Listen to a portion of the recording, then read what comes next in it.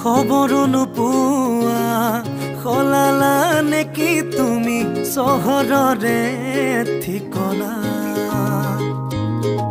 ভবাতো নাছিলো তুমি হঠাৎ এৰি যাবা কৰি এৰা পৰলীয়া তুমি নহলে এই চহৰত নুফুলে বগেন ভিলি